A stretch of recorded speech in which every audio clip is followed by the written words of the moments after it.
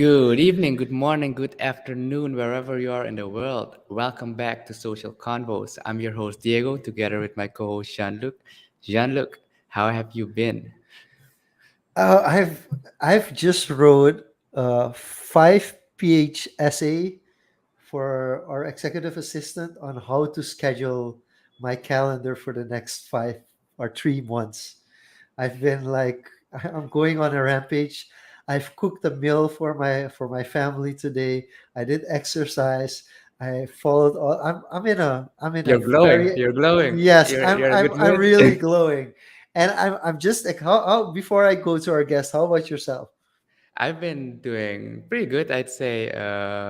Today, I guess last weekend was pretty fun. Had a birthday party to attend. Had some fun activities as well.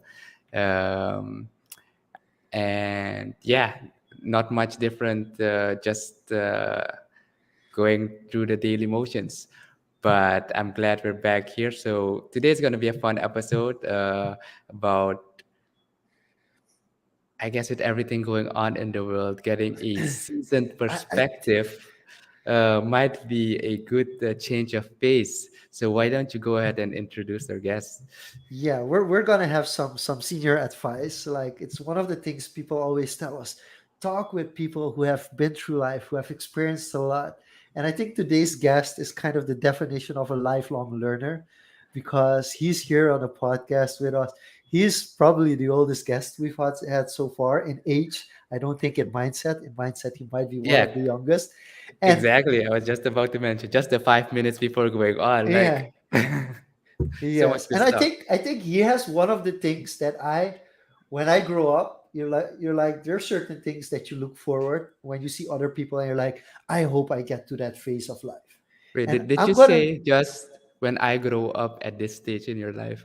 yes, yes, exactly. So he has something in his life that I really want when I get older. And we've been talking about this, especially for those who are familiar with Suriname and the Netherlands often. It's like, yeah, one part of the year I want to be there, and the other part of the year I want to be there. So in the winter, I want to be in Suriname because then it's warm, it's cozy, you can take your shirt off and walk outside. And then in the summer, you want to be in Europe or somewhere where there's festivals, when there's fun things going on. And it's not like exactly our guest does that, but he does something similar because in the winters he's in California and he's like, there's no winter for me. I'm in California. It's fine. It's lovely. And then in the summers he's either traveling or in Portland, which is exactly what I've envisioned myself when I get older to say like half of the year I want to be in some place and half of the year I want to be in another place. So without further ado, because I can go on announcing our guest for today for probably another hour, but without further ado, welcome to the social confoes. Gib, welcome. Well, good to see you guys. Thanks for having me. Appreciate it. Awesome. So, Diego, I'm not sure you want to go first, but I do want to start off with a bang straight away. And what would be like the one piece of advice that you would give to all young people below the ages of 40? That's something that we don't resonate with yet or don't fully understand about life, which you feel is important for people to know. Well, I think it's important to know how much opportunity is out in the world and so many places. And if you're in a bad place, get rid of those friends and find some good ones and get on with life because there's so much going on that's positive and available and you can look forward to. So basically, what you're saying is, change your surroundings, change your Yeah. perspectives, and If it's not going well for you, yes, by all means, that's what needs to happen. you've been through, I'd say, many cycles. If we're talking about business cycles, if we're talking about the economic cycles, but just life cycles. Um, Over the years, like, how many times and how have you, I guess, recentered yourself when you've come up with challenges and finding opportunities? Like, how have you done that over the course of your lifetime? Well, I always picture myself walking down a road And I always figure, okay, so here's where I am. There's where I want to be. And the next question is, how am I going to get there? Right? Because I mean, I you may not have read it, but um, when I was in my early 20s, I had a total breakdown, shutdown, closeout. Never knew if I was going to recover or not. And I started swimming every day. I started walking every day. I started doing exercise. I learned how to breathe again. I hadn't breathed probably for years, Try, trying to get up the corporate ladder. And so that was probably, well, that was the lowest point. I've had some lows since then, but that was the lowest point. Um, and I was 25 or 26, and um, well, you had to worry about not coming out of it. That's all I can tell you. And it was, and it took months. It literally took months. But the corporation I had worked for figured out who I was and used me for everything I was worth. so, so then you just keep trying to go. So it's interesting because yes, I think you experienced probably a burnout before the word burnout was even Yeah, I considered a think word. that's true. I think that's but true. but you mentioned breathing, and this is something that personally for me, I'm at the stage of my life where I'm going towards 40. I'm kind of trying to find a balance between things I like to do and things people pressure me to do. Oh yeah, And big time. I'm one of my biggest worries is actually not being able to breathe properly. So when you talk about relearning how to breathe, for people that are not aware what you're talking about, could you like shortly explain how that process was? Well, what I found out, what I finally figured out is uh, when I was playing basketball, and that's how I paid for my higher education. But when I was young, it was just, oh, this is fun. I figured out that right about the time I was a sophomore in high school, I started holding my breath when I was shooting free throws. And sometimes when there was a timeout, I stand in the huddle and I'd be thinking things over and I'd be holding my breath. And it just got worse and worse, right? The anytime I got in a stressful situation, uh, rather than breathing more than normal, I breathed much less than normal, and to the point where uh, it really ended up hurting me. So just gotta, when things look bad, you Interesting. just take another deep breath and you'll be fine. Just breathe. Just breathe. Yep. So And that's when I learned. and then you were in the corporate system, but you have I was. you've seen many different kind of jobs. And what if you look back now throughout your career, what was the job that you look back towards the most that you were like, this was definitely one of the most fun experiences in my life? Well, I have to tell you that I never liked working for somebody. I, that'd be, and I retired at 50, my first time. I've retired twice and almost a third time, and finally decided it just wasn't for me. I'm having too much fun. Um, so I, the minute I walked out the corporate door, um, and I was working for myself, I mean, that's what I really enjoyed and still do. I mean, I get in trouble for working too much already, still, or whatever you want to say. Um, the best job I ever had, I was the economist for the state of Oregon. And I was in northeastern Oregon all by myself, uh, trying to help with economic development, trying to do numbers on the economy, how many people were employed, how many were out of work, and things like that.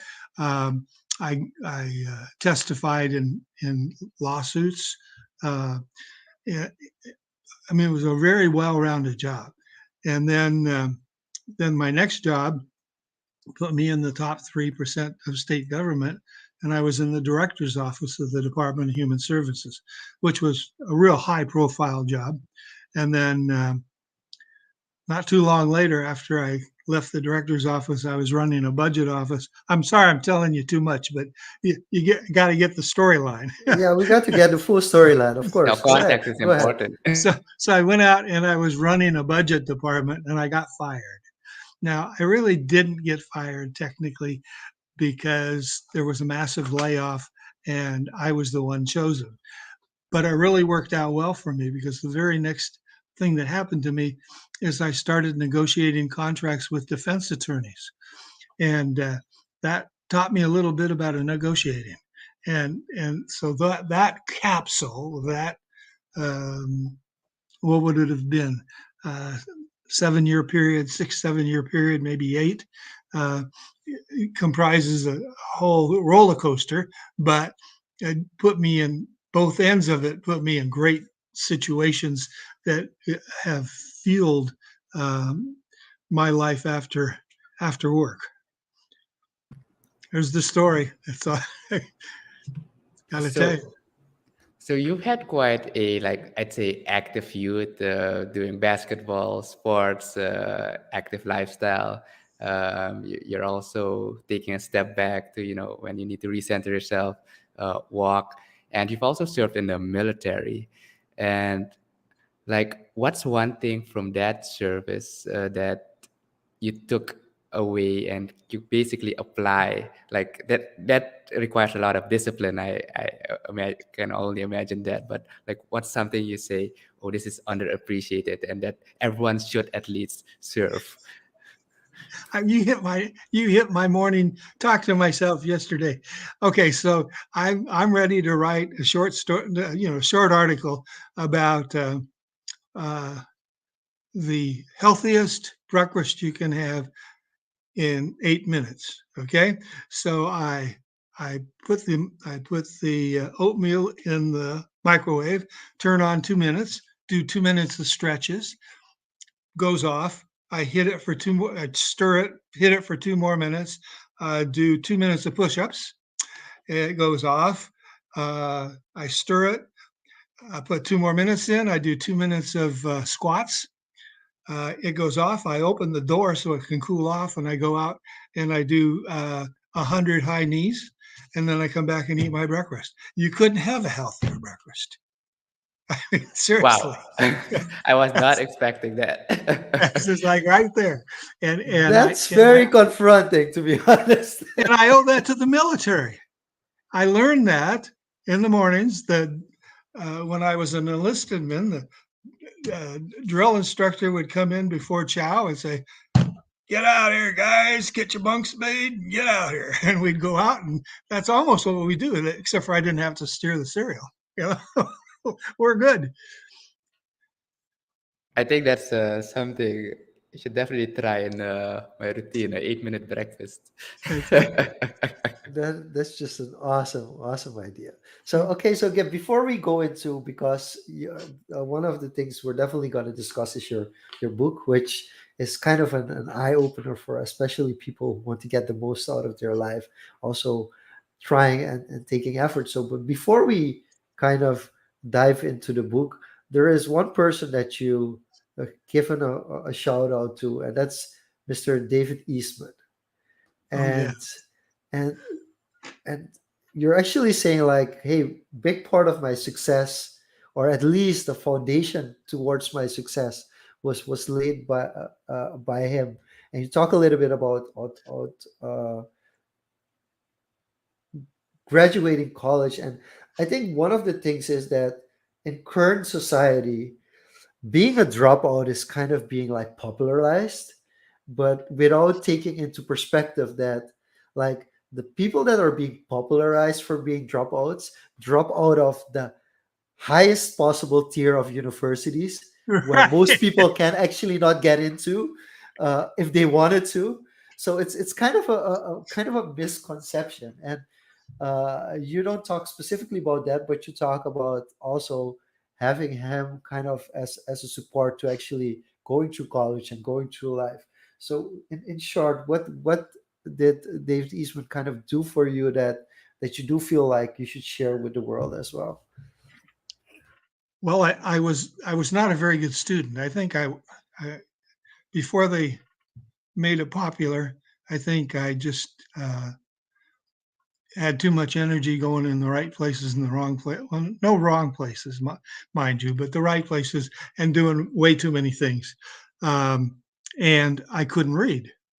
I didn't know until I was 35 that I didn't read well, but I had a doctor tell me, "You don't know how to read." I told him everything I had accomplished to that point because I was pretty full of myself.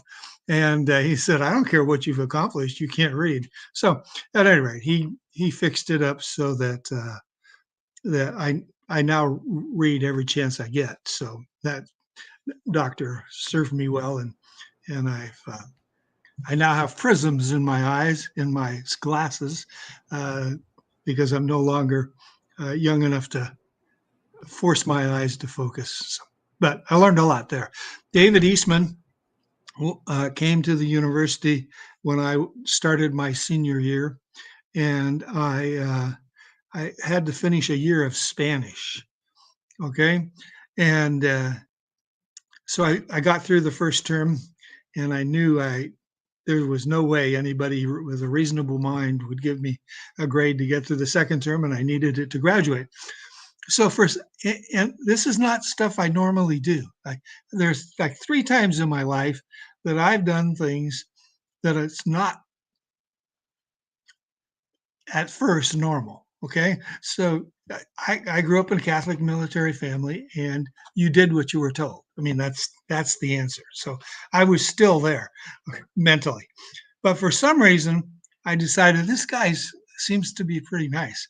I need to go talk to him. So I sat down and I talked to him. I says, I I will not be able to make it through the school year and get anything other than an F, and I know that. And it's not for lack of effort. It's just that I don't hear Spanish. He said, "You come to my office for an hour, 2 days a week, and we will study together. And at the end of the term, if you have fulfilled that requirement, I'll give you a D."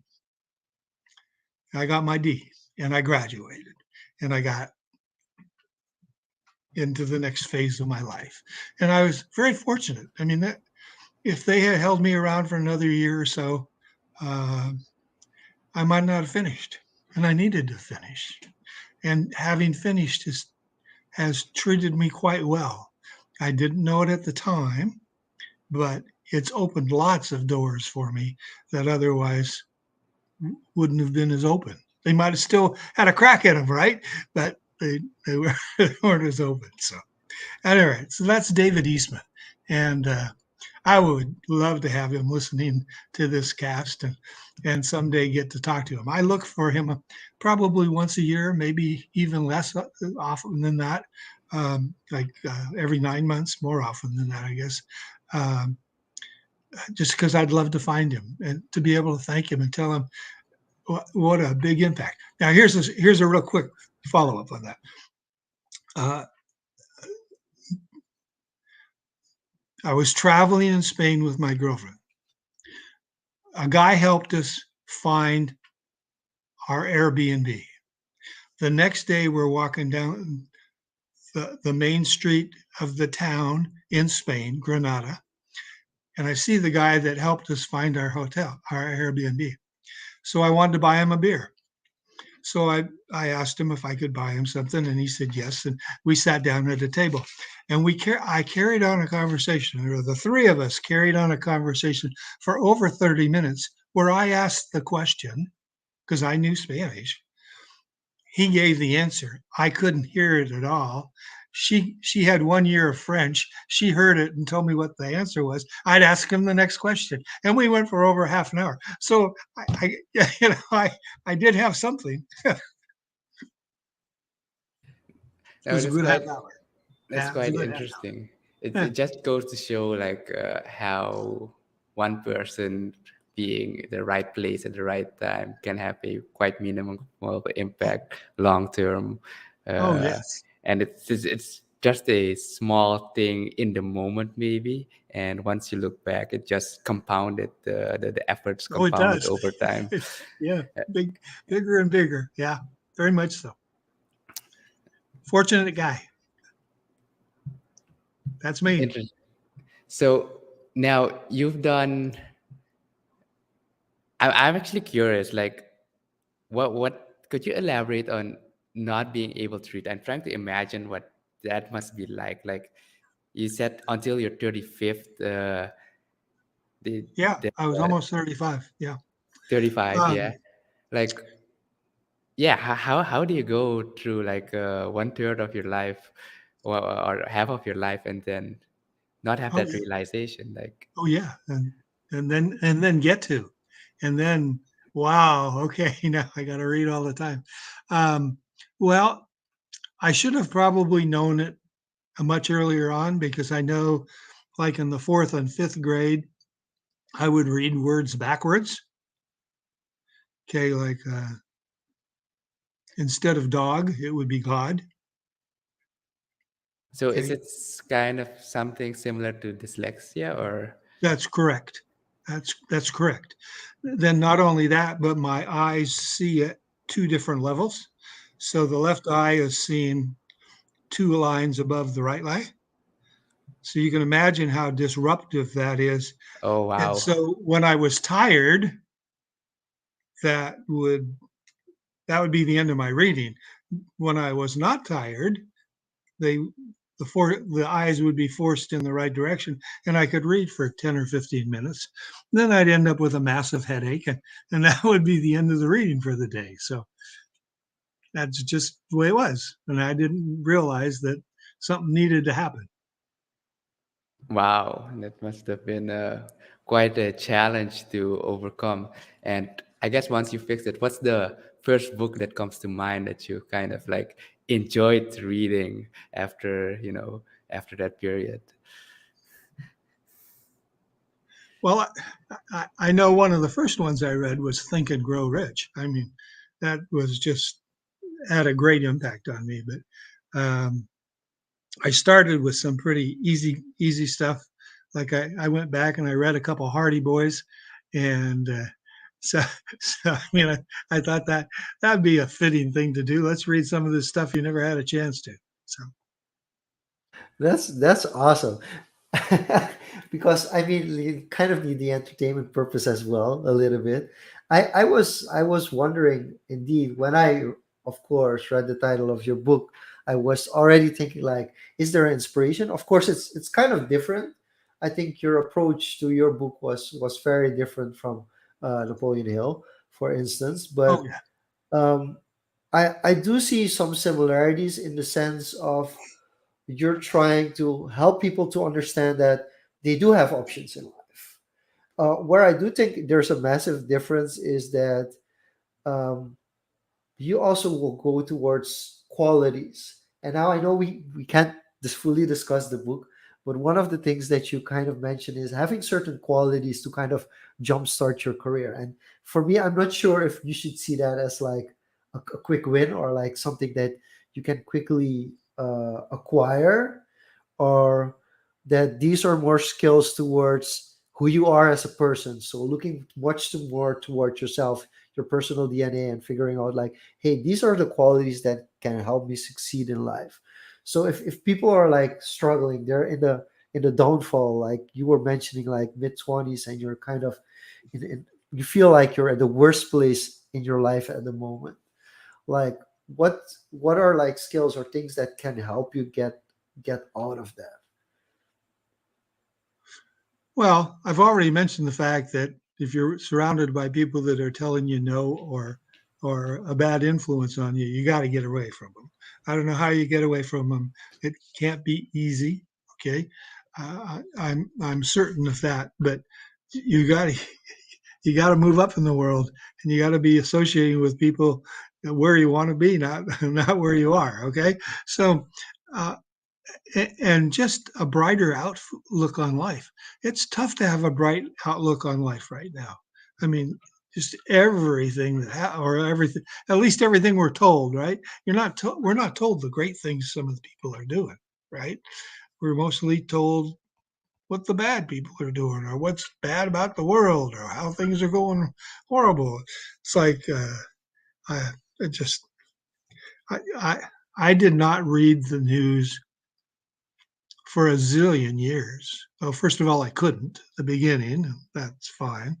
And then I just decided, there was too much negative in the news. So for probably 20 years, I didn't read the news because if I listened to them, I'd be too damn depressed to go to work. so so I just stayed away from that stuff. So So basically, we think it's something new that it's so negative, but this has been going on for decades now. oh That the yes, mainstream just news been is. getting worse. It's just Yeah, been it's getting just being worse and amplified. worse. Yeah, it's just been getting worse and worse. Don't know. Must be what people like to hear, but not me. No. I'm ready to And keep moving. the second thing I want to talk about before we also talk a little bit about like the process of writing a book is you also mentioned um, realizing when there are certain opportunities. So I'm gonna do a quick segue. My one of my favorite authors is Paulo Coelho. Paulo Coelho is a Brazilian author, and there are a lot of books that are very well known. And one of them is called the Alchemist. And for me, when I read The Alchemist, I wasn't a big fan of books in high school. I would choose the books for my English class that I know had a summary on the internet somewhere that I could download and kind of read through. And only after I finished high school, I found Paulo Coelho and his books. And The Alchemist was one of the first book that I read from cover to cover in like within a week. And there's certain things that you learn from the book. And so I resonate with the book a lot because um, in some cases you go forward. So this is actually in the book that he moves on from his love of his life and then actually goes back together, which is kind of what I did in real life as well. And the reason I mention that is because I don't always recognize opportunities, but Paulo Coelho has helped me a lot with recognizing opportunities in my life, like seeing certain signs. Like, this is something I probably shouldn't do because I'm getting a lot of signs that this isn't the right moment. Or this is probably something that I should do because everything is screaming at me, take this opportunity, take this opportunity, take this opportunity. And I'm wondering what your perspective on that is in getting signs or getting into certain situations that you're like, okay, I feel like I should do this, and how that thought process is for someone like yourself. Well, I think so much is where you are at the moment, and is this um, furthering what you want to be in or go to.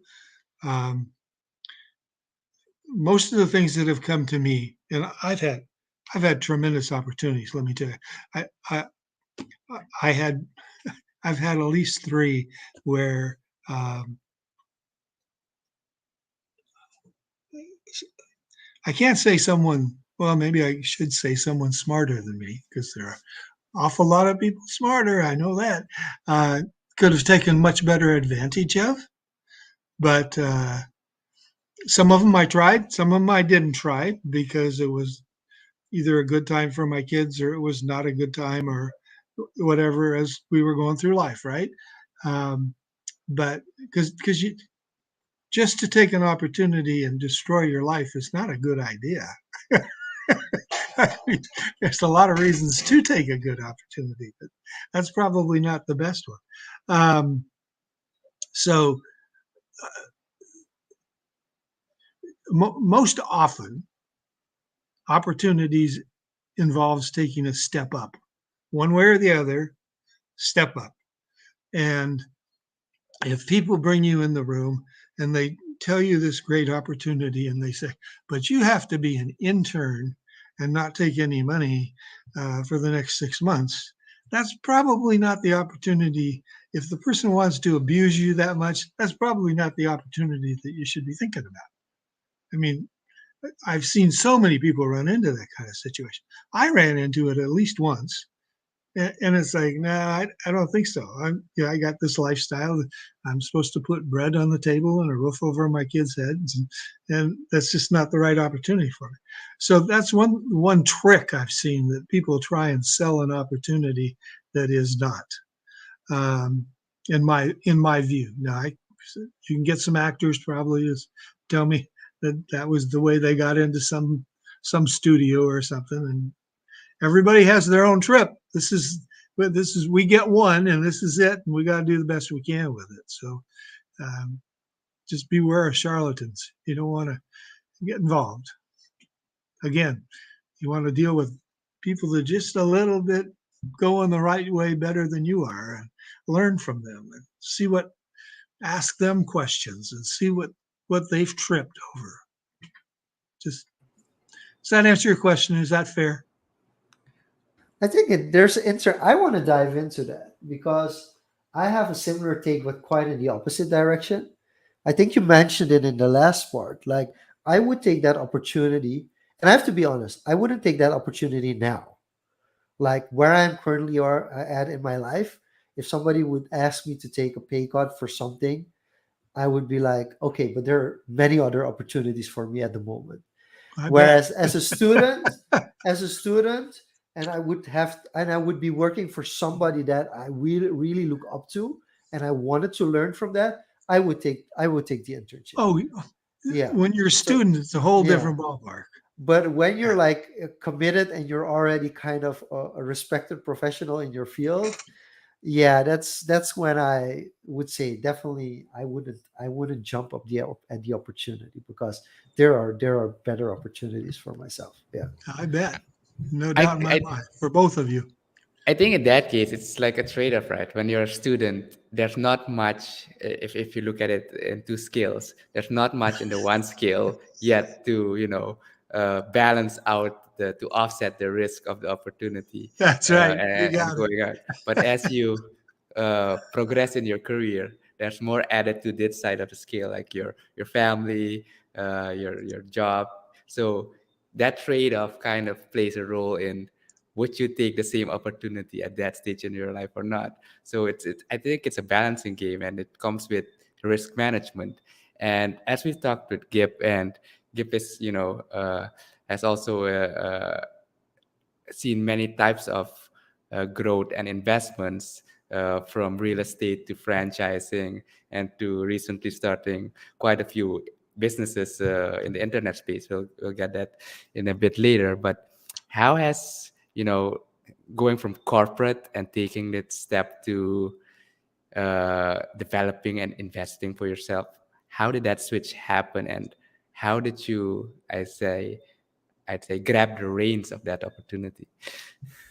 Well, okay. So I was all facilitated by real estate. Okay. Um, by the time I hit 50, when I retired, I use a pencil all the time. I had a pencil and I could figure out exactly how I replaced my income if I walked out the door. So I walked straight across because the real estate had matured that much. I started seeing, starting to give you some stuff, the ancient history here. I started in 1977. I bought my first. Okay, so by the time 2 years before I left, when I hit 48, I had made my first million. By the time I was 51, I had 2 million. Okay, so having the cash flow from $2 million worth of real estate gave me enough to replace my day job. So, and then 5 years later, my retirement kicked in. So that's new money, right? Let's go play another game, right? Just get into it. So that that's how that happened. I just started very early. Uh, I didn't know at the time in 1977, I never knew if I was ever going to be able to make any money at all. I didn't know. I was just coming off the breakdown that I told you about, just coming off that. And my wife at that time received a significant bonus. And we looked at that bonus and we knew we had to pay almost all of it to the federal government, or we had to figure out something to do. So we went out and we bought a 14-unit apartment complex and used that money as part of the down payment. And we did not pay taxes for 20 some years after that. Okay. So just it was the opportunity to either hand the money to somebody to spend or take it and spend it on yourself and take a risk. Well, we didn't have anything to risk. Neither one of us had ever grown up with any money. Okay. My ex-wife was a farm girl. They always worried whether the crops were going to come in. That's how her parents taught her, right? My parents my father just kept getting better and better jobs. By the time I was out of college, he was making some really reasonable money. But before that, I mean, when I was a kid, okay, I did not walk both ways in snow to school ever. I don't want you to believe that because that didn't happen. But we didn't have a lot of money, so be it. Um, then so the choice was between something and nothing, right? So It's at that basically time, that scale again, there's right? one of your opportunities, Yeah. Jean-Luc. Yeah. So, Sit but there. like how and this is an interesting thing because, and I always say like a lot of people, if they see my opportunities and they would do the exact same things that I'm doing, they won't be able to replicate it because I'm a second generation or for some third generation entrepreneur. So my whole life I've been lectured on everything when it comes to entrepreneurship, like from how to treat your employees, on how to do with pensions, on how to invest, like on how to minimize your taxes in a legal way, to all these kind of things, right? Right. And even if I don't listen to my dad all the time, there's a certain advantage that I have.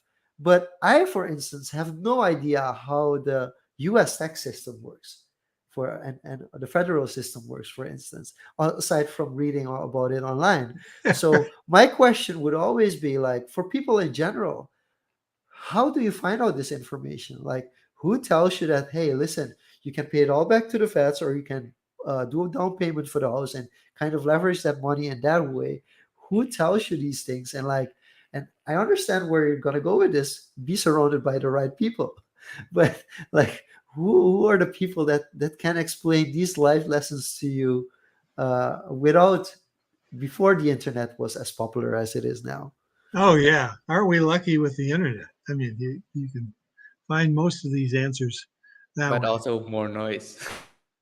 Oh, well, that's very true. And I'm just really um, okay. So my life used to be Word, Excel, and email. Right? That's where I was. Okay, so now all of a sudden I got all these other things coming at me, and I'm starting to see some of the misinformation. It's like, oh my goodness, people put up with this stuff. How do they do it? So, all right, well, I'm trying to figure out how to knock that out of my life. But I'm lucky to have 3 kids that all came up in the right era to be trained really well on the internet and computer science. I got a computer programming engineer. I've got a satellite engineer. I'm pretty lucky, right? Uh, so when I have a problem, I know exactly where I'm going. I send it out to all 3 kids and say, "Give me an answer, please help." So, but I have to ask a question. Sorry for interrupting, but no, so when did you get your first email address? Do you remember in what year you got your first email address? that'd be interesting. It would have to be Okay. So my firstborn was born in 80. I would say, let's see, give me a second. Probably, would it have been as early as 85? I mean, Yeah, yeah, it could have been. I know Yeah, I was using a one of those brick uh, cell phones. Have you seen pictures of the brick cell yeah. phones? Okay. I was using the brick cell phone about then. I know I had already had a computer. Uh, had I? That's a lie. Uh, First computer I remember was when I be, went into the director's office of human services, and that was April of 80, May of 80. It was a big K Pro that is like 6 inches thick and half again as wide as the keyboard that I'm sitting in front of right now. And so that'd be height and width. And depth is half again the depth. And you'd lug that sucker home. And the screen would That, be completely black, that's like right. Yeah. completely You're, black you're with starting with letters. nothing. You're starting with nothing. So how do you make a mathematical formula? Well, let's look at this. Let's see what happens. So, and I had just been working with a mainframe computer that filled, well, every bit of my ground floor of my house. And it did the same amount of work as this machine here can do right now. It's like, what? And that's true. Yeah, So, I just wanted to get that story out because yeah. you're, and I have to compliment you on that, that you're very, very well tech savvy, that you're able to do these things, but also learn all these things. But I now understand that you got into the technology from a very early, for an early time, Yeah. because Early yeah, adopter. yeah, very, very early adopter. But I just the thought of having to explain to my children that you would start up a computer and the screen would be black and you would have to tell the computer by word to say like you have to do this function now, for them is kind of insane, of Yeah. course. I'm sure. I'm sure. Yeah. Oh, yeah. Hand them a rotary phone someday. Yeah, I just, yeah, rotary phone, the television that you would have to turn the knob, I think Oh, yeah. was one of the things as well that we definitely take for granted now. Now we complain if the internet lags and they cannot log into Netflix or YouTube. What a difference. Or party lines. Were either of you ever on a party line? A And no Two party idea what line, that is. two that's two new. That's households something you have to explain to two us. households would be sharing the same line. So the way No. that they brought it in, and so if I made a Oh, phone call that's over right. here, my neighbor could listen to it, Oh or wow, that we could talk to each other without dialing. Yeah, it's like okay, that's a foreign Yeah, I concept. think I think it's still around, but not in a legal sense though. yeah, no, probably not.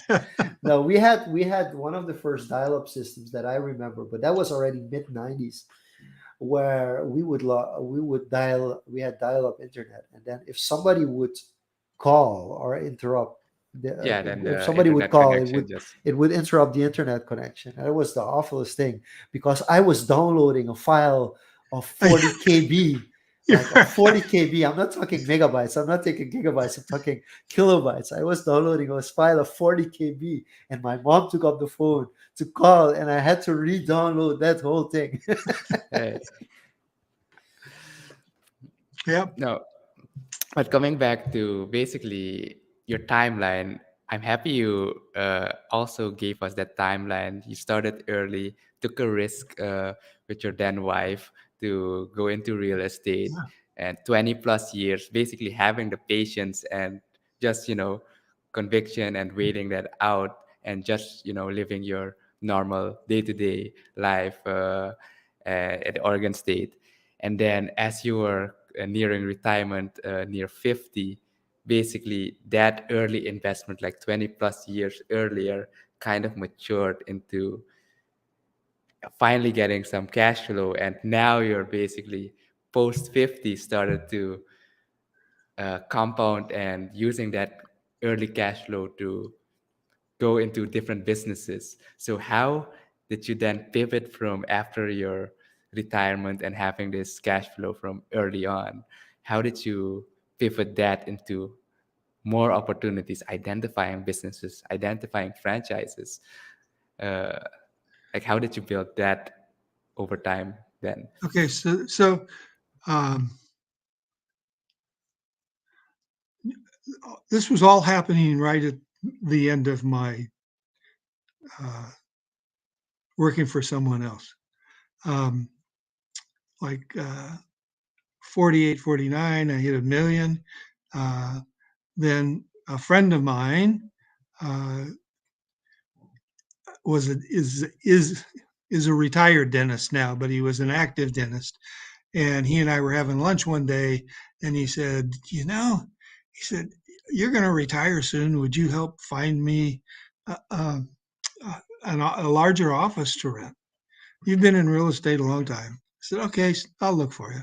So I looked for a while, and in those days, dentists put out a lot of smells from their chemicals, and they weren't real welcome in a regular building, right? And so eventually, we, uh, 5 years later, because he had to sign his lease extension, right? Uh, he was going home and he went a different way because he had been called off to see something. And there was a vacant lot. He said, "This is a great location. Why don't we buy the lot?" So we tried to buy the lot and eventually negotiated what I thought was a good deal. What the real estate agent thought we paid too much, blah, blah, blah, blah, blah. And then we went out and tried to find a developer because somebody has to develop a building. So on the way back to my friend's office, the third after interviewing the third developer, he says, "I want you to develop this thing." I said, "Who, me?" He said, "Yeah." He said, "You have all the requests. You do the math all the time. I see you doing it. We talk about the math all the time. And you've negotiated contracts with defense attorneys for 7 years, so you know how to negotiate. And you're going to keep the costs down while everybody else wants to get it higher so they can get their 6%. He says, "It's no brainer for me." I said, "Well, it took me a while. It took me a couple days because I wasn't so sure this was a good idea." And so finally I said to him, I said, "Okay, let us figure out a backup plan in case I'm a failure, right?" So so we identified the one we wanted to deal with if I really screwed things up, and I became the developer. So I developed the lot. Uh, we picked uh, a guy I knew for a while. I knew his wife much better. She and I served on a church committee together, um, but he ended up getting the contract to build the building. And before it was finished, we had gone out to breakfast with the dentist's friend who had done quite well in real estate. We were sitting there talking with him, and he says, near the end of the meal, he says, Do you know what makes a pretty building in real estate?" We both fell for it, hook, line, and sinker. And he says, "It's one that pays for itself." Just think of that. It's got to pay for itself. Doesn't matter how it does it. It's got to pay for itself. And the other thing he said, if you're fortunate enough, what you want to do is hit a home run the first time, and then you can do doubles and triples. And I mean, I've even had a bunt single. This thing took so time. It took 10 years to pay for itself, and now it's just flowing in cash. It's like, okay, send money home. But I had to baby that sucker for 10 years, and it broke even all the time. But it was like, okay, we got to get through this. And then all of a sudden, it was in great demand, and people were breaking down the doors. Oh, okay, we're in the right place. So it just, again, it's just taking the next step, looking around, trying to make sure things are working, then take the next step after that. It's my story. I sticking with it. No, the one thing I keep hearing is these long time horizons, 7, 8 years in negotiation, 20 years in early real estate, 10 years for this plot to be developed and actually break even. So that's the recurring theme I'm seeing, like these long time horizons. And if you look now at what people, they want to get rich like 2, 3 years maybe, and then, go retire on some island or maybe go somewhere. So this just goes to show, that patience and commitment, and you got to take care of it, and that's when it's going to pay off. And have there been, I'd say, opportunities that kind of misfired, in the sense, like, you had to cut it early and you said, look, there's no hope in salvaging this or like nurturing it to its maturity? When I turned 70, I said to myself, I want to buy a business a year until I'm 80. Because of the first one, I was sitting in a coffee shop with a heating and ventilation um, salesperson. And we talked, and I gave him information so he'd get on the roofs and give me a bid. But then I said to him, I said, he seemed like a really nice kid. I said to him, what do you want to do with your life? He says, well, I've been the top salesman in the greater Portland area for 3 out of the last 4 years. I said, well, that's pretty good. Do you want to do sales the rest of your life? He says, no, what I really want to do is I want to own my own heating and ventilation company. I said, what's keeping you from doing that? He said, well, nobody has any money.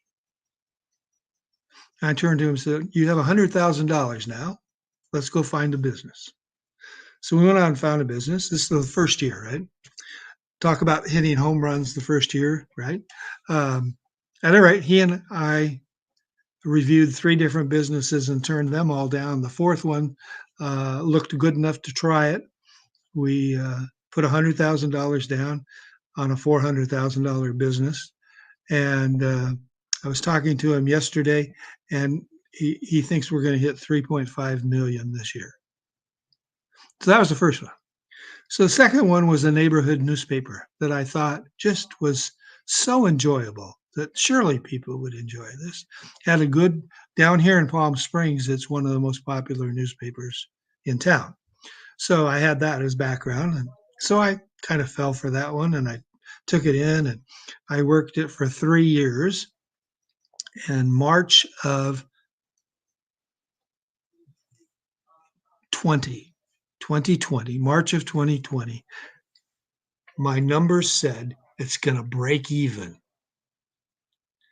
Then COVID hit. Half my advertisers called in and canceled their ads.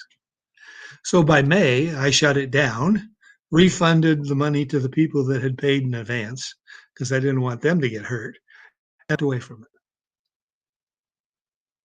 So that's that. Then last Wow. year I bought 3 internet businesses. But so, all right, that's my story. You So got to you were walk away. like, okay, I had one bad situation. I'm gonna up the ante and buy 3 companies now instead of just one.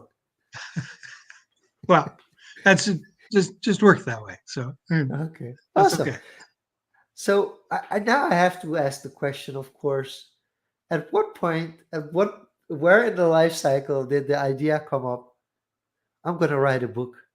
Was it something that was there kind of lingering for years as well? Or was this something that you were like, I'm just going to do this and I'm going to get this done within a certain amount of time? It was there for a long time. My children had been bothering me. How'd you do this? How did you do that? And when did that happen? And what was this all about?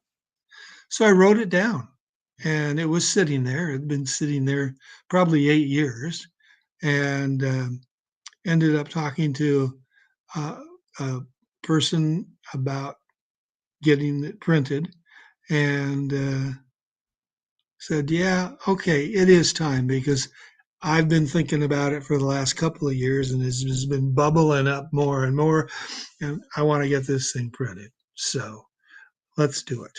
And that was the start. And so I sat down and refined it a little bit here or there, and made sure that it had some flow, and got to the point where I needed a person to review it, to look over my shoulder.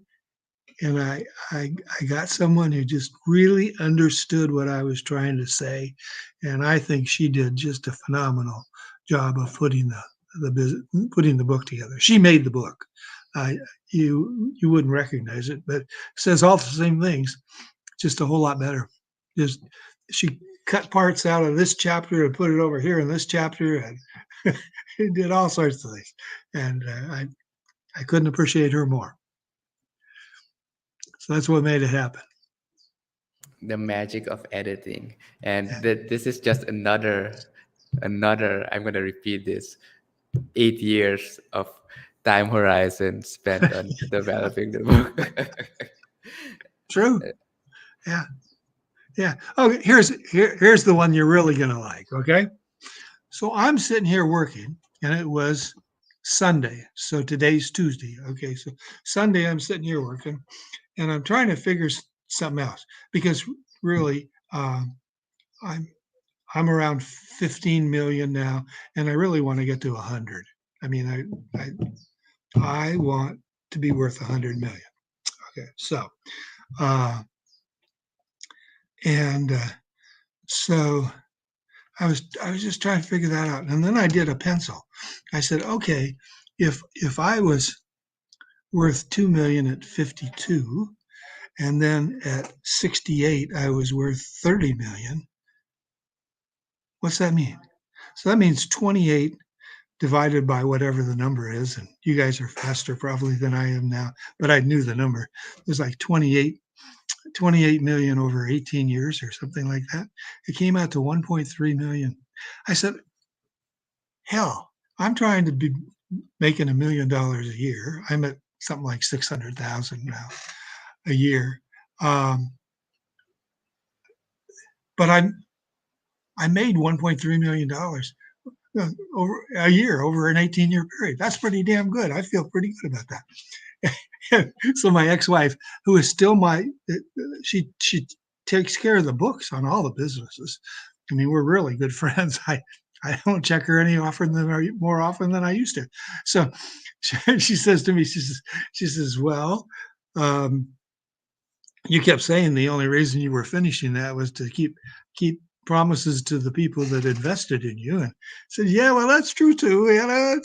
And she said, so that means that only when you finished did you make all that money. I said, yeah, I know that.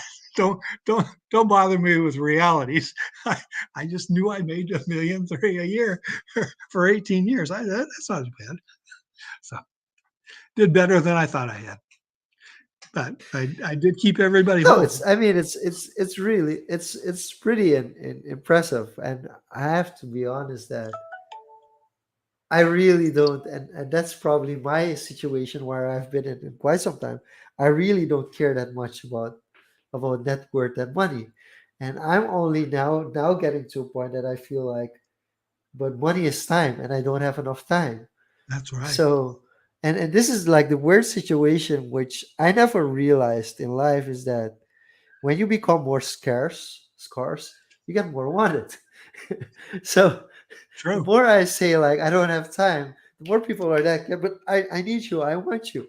And it's for me, it's a whole new learning process to I'm accept sure. that. So But now now you have to parse it, right? You yeah, have to parse it. You have 10 to 20 more years to go, Shaluk. no, it's like very confronting. But I hear you mention your ex-wife and your girlfriend. So I have to put in one more question. What does a tremendous life partner with capital S T, what does a tremendous life partner mean?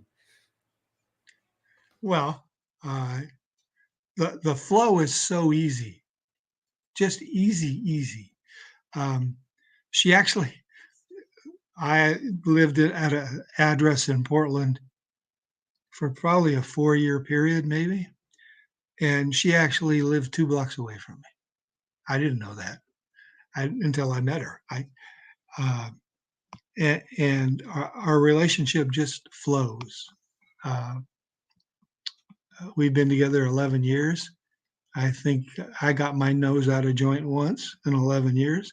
That's not too bad, you know. I mean, you couldn't ask for things to be much better than that. And so just feeling fortunate, getting all the right. I mean, really, we just see so much alike and identify the same things. And uh, How much overlooked, and we usually do over unders for this. But I just have to ask the question as well about like the importance of family and a father-daughter relationship and a father-son relationship. Like how important is like being in touch with your family and being in good having a good relationship with your children, especially at an older age. How important is that in life? fun, fun, fun. That's all I can tell you. I have so much fun. Uh, okay, so um, my middle kid's a satellite engineer, and he just went to the International Satellite Convention in Washington, D.C. It happens every year. Um, and we got off the phone his last day. I called him finally because he hadn't called me because he usually calls me when he's there. So we talked about all the people that he and I knew, the new people he met, everything he learned while he was at the convention. Conventions can be very valuable. Um, some some not so, but when you get into a good sized convention and can make enough uh, introductions, is where it starts. You end up making friends over years, and they're the ones that are going to tell you if you're taking the wrong step or there's this great opportunity and you go for it. Um, what was the first great opportunity? Oh, I know the great opportunity my son got. He was talking to a convention guy he met at the convention. And the guy says, "Why don't you apply for this job in Seattle, Washington?" And he got it. He worked for Paul Allen for about almost 15 years. And Paul Allen, Microsoft, right? Paul Allen, Bill Gates, he worked for Paul Allen and had a tremendous job there and learned a lot. And he went, and now he's working for a company that's um, financed mostly by the big guns in Seattle, and just opportunity after opportunity. So just there's another place where you pick up those opportunities, Shalom. Yeah, The That's what I yes, conventions. keep yes, saying. I mean, yes, yes. how It's much easy how like you can indeed go get into this flow of everything just going smoothly without having to like struggle and fighting against the grain when it's already possible to go into the stream. Interesting. But but that's the fundamental thing, right? Even opportunity compounds. oh Getting yes, getting the first opportunity is usually yes, the hardest, and once that ball gets rolling, it just compounds, that's and then right. you get the scarcity demand of your That's time. right. Yeah. Uh, but Gib, we appreciate you spending an hour with you. This was truly inspiring to, hear this lifelong journey and that you still have like ambitious goals and wanting to We're buy after it. minimal a business a year for till you're 80. That's just tremendous. We had someone tune in as well, so inspiring to hear your life story, and he loved the things you shared. So appreciate that. I don't think we have time for over honors. We're quite over time already, so we're gonna leave it at that. But your story, just the story in itself, was underrated, I would say. Thank you very Yeah, it much. was Thanks it, for it was having me, guys. definitely it's definitely underrated. As always, Gip, thank you so much again for being our guest. As always, this episode will be uploaded on all streaming platforms, and you'll be able to watch it on confoes.com as well. And We'll YouTube podcast now. and YouTube YouTube podcast. So we're rolled out gonna get into podcast. that. We're gonna introduce Gip into that world as well after this episode. And we want to thank you for everybody who tuned in live, but also listening to this recording or this podcast in a later on a later date. Thank you so much for tuning in, and we'll be back next week with a brand new episode of Social Confoes. Bye bye.